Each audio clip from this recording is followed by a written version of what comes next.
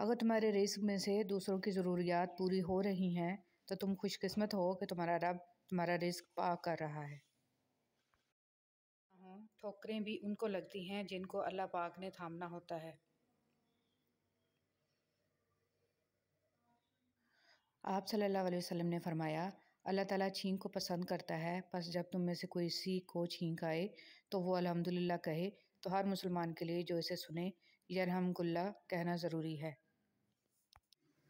دجال کا ظہور یہودی قوم سے ہوگا۔ دجالی فتنے کا شکار پہلے عورتیں ہوں گی، اس لیے یہودی کسی بھی قسم کے نظریے کو آگے بڑھانے کے لیے، دنیا میں پھیلانے کے لیے خاص طور پر خواتین کا استعمال کرتے ہیں۔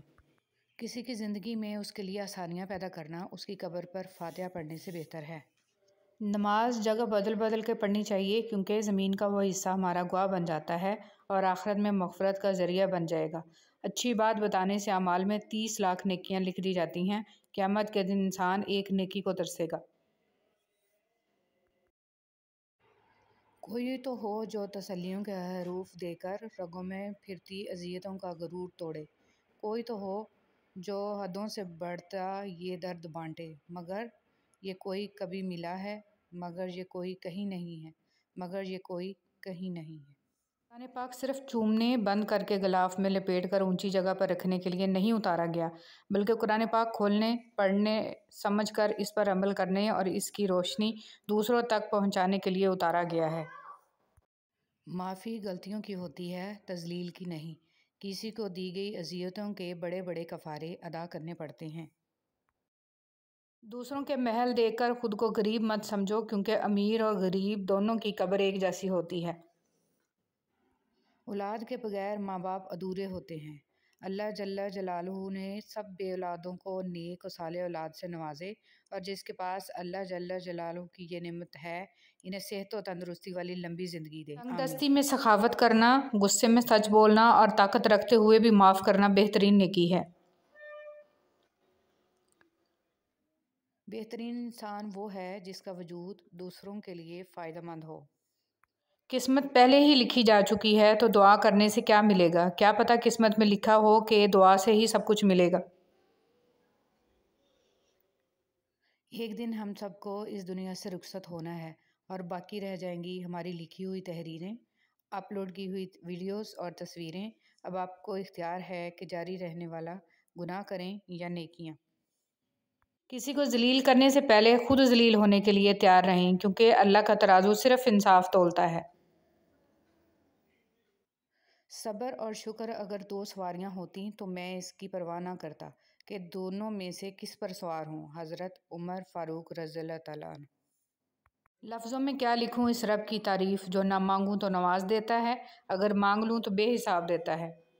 جب تم میں روح پھونکی جاتی ہے تو ایک عورت کے رحم میں ہوتے ہو، جب روتے ہو تو ایک عورت کی باہوں میں ہوتے ہو، عشق میں مبتلا ہوتے ہو تو ایک عورت کے دل میں ہوتے ہو، اس لیے اس سے اچھی طرح سے پیش آؤ۔ بیٹیوں کو جہیز نہیں جائیداد میں سے حصہ دو، کیونکہ جہیز دینا رسم ہے اور جائیداد میں سے حصہ دینا رب کائنات کا حکم ہے۔ زندگی میں انسان کو ایک عادت ضرور سیکھ لینی چاہیے، جو چیز ہاتھ سے نکل گئی ہے اسے بھول جانے کی عادت۔ یہ عادت انسان کو بہت سی تکلیفوں سے بچاتی ہے۔ کائنات میں کوئی کسی کا اتنی شدت سے انتظار نہیں کرتا جتنا اللہ رب العزت اپنے بندے کی توبہ کا انتظار کرتا ہے۔ ہر انسان کی زندگی میں والد کی ایک بہت بڑی اہمیت ہے، جس کو بتانے کے لیے مجھے اس سے زیادہ طاقتور تصویر نہیں ملی کہ باپ کا سایہ کیا ہے۔ ایمان کے ساتھ ایک جھونپڑی میں رہنا کفر کے ساتھ محلوں میں رہنے سے بہتر ہے۔ حضرت علی رضی اللہ تعالیٰ عنہ نے فرمایا، وہ اللہ تم سے اتنی محبت کرتا ہے کہ دن میں 5 دفعہ تمہیں اپنی طرف بلاتا ہے۔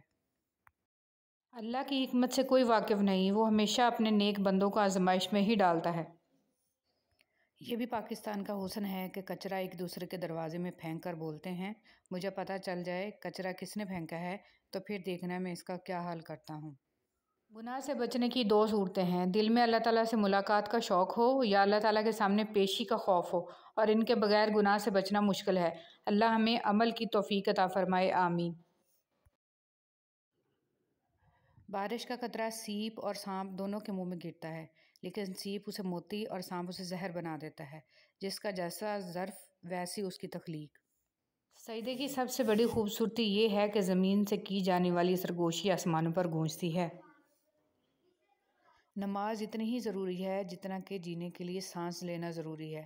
اللہ پاک ہمیں سجدوں کی لذتیں عطا فرمائے، آمین۔ دنیا ایک بازار ہے جو عنقریب بند ہو جائے گا۔ عقل مند وہ ہے جو اس بازار سے اپنے اصل گھر آخرت کے لیے کچھ اکٹھا کر لے۔ اللہ رب العزت ہم سب کو آخرت کی تیاری کی توفیق عطا فرمائے۔ ہماری زندگی میں کچھ لوگ ایسے بھی رہ چکے ہوتے ہیں جو گدھے پہ سواری کے بھی لائق نہیں ہوتے اور ہم انہیں ذہن پہ سوار کر لیتے ہیں۔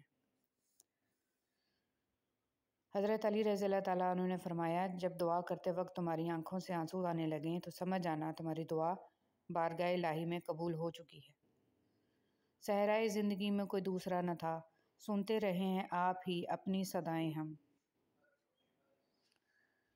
بھولتا تو کوئی نہیں، بس یاد کرنے کے بہانے ختم ہو جاتے ہیں۔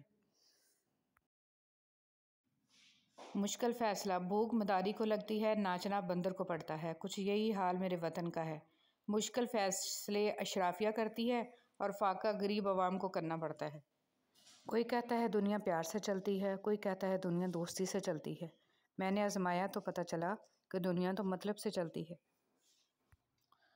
تکبر ایسی مہلک عادت ہے جس کے پاس جتنی زیادہ ہوگی وہ اتنا ہی کم عقل ہوگا۔ خدا کی جنت چاہتے ہو تو اس کے بندوں کی زندگی جہنم بنانا چھوڑ دو، یہی دین کا خلاصہ ہے۔ سوچ سمجھ کر زندگی گزارو، کیونکہ جو آج مٹی کے اوپر کرو گے کل مٹی کے نیچے اس کا حساب بھی دینا پڑے گا۔ زندگی کے حسین لمحات واپس نہیں آتے، لیکن اچھے لوگوں سے تعلقات اور ان سے وابستہ اچھی یادیں ہمیشہ دلوں میں زندہ رہتی ہیں۔ کسی سے روز مل کر باتیں کرنا صرف دوستی نہیں بلکہ کسی سے دور رہ کر بھی اسے یاد رکھنا دوستی ہے۔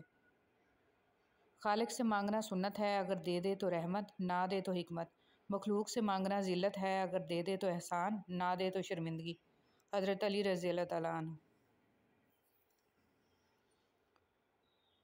زندگی ایک کھیل ہے، جیتو گے تو کامیاب ہو جاؤ گے اور ہار جاؤ گے تو سمجھدار بن جاؤ گے، لیکن کامیاب ہونے سے پہلے سمجھدار بننا ضروری ہے، یعنی جیتنے سے پہلے ہارنا ضروری ہے۔